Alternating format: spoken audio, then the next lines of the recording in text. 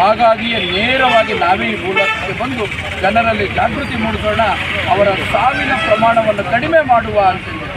ಆಯಸ್ಸು ಮುಗಿದು ಸತ್ತರೆ ಅದು ವಿಧಿ ನಿಯಮ.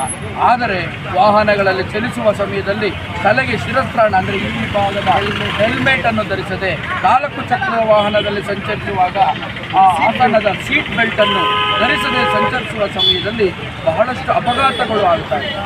ಆ ಅಪಘಾತಗಳು ಆದಾಗ ಅಕಾಲಿಕವಾಗಿ ಮರಣ ಹೊಂದ್ತಾರೆ. ಆ ಕುಟುಂಬ ಆಗಬಹುದು, ಮಕ್ಕಳಾಗ್ಬೋದು, ತಂದೆ ತಾಯಿ ಆಗ್ಬೋದು, ಅಥವಾ ಹೆಂಡತಿ ಆಗ್ಬೋದು, ಈ ರೀತಿ ನೋವನ್ನು ಪಡೆಯಬೇಕಾಗ್ತದೆ. ಈ ಒಬ್ಬರಿಂದ ಇಡೀ ಕುಟುಂಬ ನೋವನ್ನು ಪಡೆಯುತ್ತದೆ, ಹಾಳಾಗುತ್ತದೆ, ಬೀದಿ ಪಾಲಾಗುತ್ತದೆ ಎಂಬ ನಿಟ್ಟಿನಲ್ಲಿ ನಾವು ಈ ಭೂಲೋಕಕ್ಕೆ ಬಂದು ನಾವು ಇದನ್ನು ನಾವು ಮಾತಾಡುವ ಮೂಲಕ ಇದಲ್ಲದೆ ಇವತ್ತು ಶನಿವಾರ ನಾವು ನಮ್ಮ ಚಿಕ್ಕಬಳ್ಳಾಪುರ ನಗರಸಭೆಯ ವಾಹನಗಳಿರ್ತಾವಲ್ಲ ಬೆಳಿಗ್ಗೆ ಹೋಗ ಆ ವಾಹನಗಳು ಕೂಡ ಈ ಮೆಸೇಜ್ನೆಲ್ಲ ಹಾಕಿ ಎಲ್ಲ ಮಹಾಜನತೆಗೆ ಮನೆ ಮನೆಗೆ ನಾವು ಕರಪತ್ರಗಳನ್ನು ನೀಡಿ ರಸ್ತೆ ಸುರಕ್ಷತೆ ಬಗ್ಗೆ ಅರಿವು ಮೂಡಿಸುವ ಕಾರ್ಯಕ್ರಮವನ್ನು ಮಾಡಿದ್ದೀವಿ. ಅಂಗವಾಗಿ ಇದನ್ನು ನಾವು ಒಂದು ಸಣ್ಣ ಬೀದಿ ನಾಟಕ ಮಾಡ್ತಾರೆ.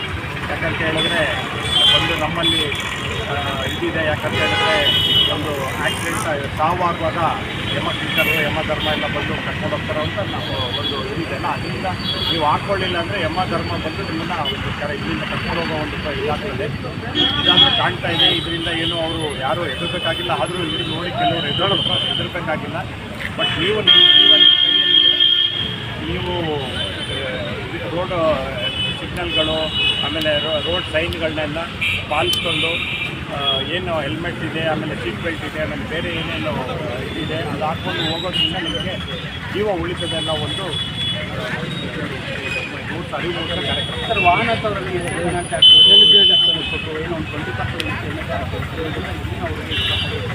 20% ಖಡಕ್ಕಾಗಿ ಎಚ್ಚರಿಕೆ ಏನಂತ ಹೇಳಿದ್ರೆ ನಮ್ಮ ಪೊಲೀಸರು ಆಗ್ತಾ ಇದ್ದಾರೆ, ನಾವು ತಮಗೆಲ್ಲ ತಿಳಿಸೋದೇನಾದರೂ ನಾನು ಹೋದ ವರ್ಷ ನಾವು ಒಂದು ವರ್ಷದಲ್ಲಿ 12 ತಿಂಗಳಲ್ಲಿ ಎಷ್ಟು ರೆವಿನ್ಯೂ ಕಲೆಕ್ಟ್ ಮಾಡ್ತೀವಿ. ರೆವಿನ್ಯೂ ಅನ್ನೋಕ್ಕಾಗಲ್ಲ, ಅದು ಪೆನಾಲ್ಟಿ ಅಂತ ಹೇಳ್ಬೋದು. ಕಲೆಕ್ಟ್ ಮಾಡಿದ್ದೀವಿ. ಈಗ ಆಗಲೇ ಈ 9 ತಿಂಗಳಲ್ಲೇ ಮೀರಿಸ್ಬಿಟ್ಟಿದ್ದೀವಿ ನಾವು ನಮ್ಮ ಆರ್ಟಿಒ ಪೆನಾಲ್ಟಿ ಹಾಕೋದು ನಡೀತಾನೆ ಇರ್ತದೆ. ಆದರೆ ಜನರು ಅರಿವು ಮೂಡಿಸ್ಕೋಬೇಕಿತ್ತು. ನಾವೆಲ್ಲ ಏನು ತಿಳ್ಕೊಬೇಕಂತ ಹೇಳಿದ್ರೆ ಎಷ್ಟು ಜನ ಇದ್ದಾರೆ, ನಾವು 140 ಕೋಟಿ ಜನ ನಮಗೆ ಜನಸಂಖ್ಯೆ